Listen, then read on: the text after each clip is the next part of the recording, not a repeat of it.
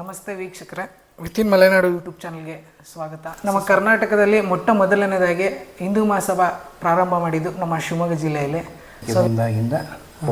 Photo ಇದರಲ್ಲಿ ಸಾವರ್ಕರ್ ಅವರು ಇದ್ದಾರೆ.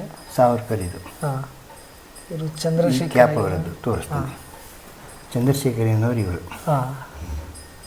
ಓಕೆ, ಇವರು founder of Hindu Mahasabha S P Manjunatha Rao, ನನ್ನ ತಂದೆ.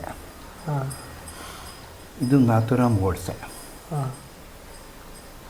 ಸರ್, ಇವರು ನಿಮ್ಮ ತಂದೆನ? ಇವರು ಹಾಂ ಸರ್. ಗಣೇಶೋತ್ಸವ ಪ್ರಸಾದನ ಅವ್ರ ಮನೆಗೆ ಕಳಿಸ್ಕೊಡ್ತಾಯಿದ್ರು ನನ್ನ ತಂದೆ. ಇದು ಸಾವರ್ಕರ್ ಬರೆದಂಥ ಕಾಗದ. ಅವರದ್ದು ಸ್ವಹಸ್ತಾಕ್ಷರದಲ್ಲಿ ಬರೆದಂಥ ಕಾಗದ. ಹಾಂ ಸರ್.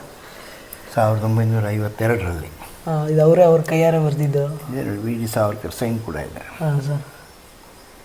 ಓಕೆ, ಇದು ಇಂಗ್ಲೀಷಲ್ಲಿ ಬರೆದಿದ್ದಾರೆ. ಹೌದು.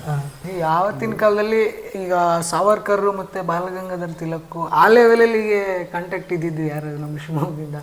ಹಿಂದೂ ಮಹಾಸಭಾ 3rd ಕಾನ್ಫರೆನ್ಸ್ ಮತ್ತು all India state Hindu Mahasabha 1st conference ಶಿವಮೊಗ್ಗದಲ್ಲಾಗುತ್ತೆ. ಓಕೆ ಜಿ. ಆವಾಗ ವೀರ್ ಸಾವರ್ಕರ್ ಕೂಡ ಶಿವಮೊಗ್ಗಕ್ಕೆ ಬಂದಿರ್ತಾರೆ.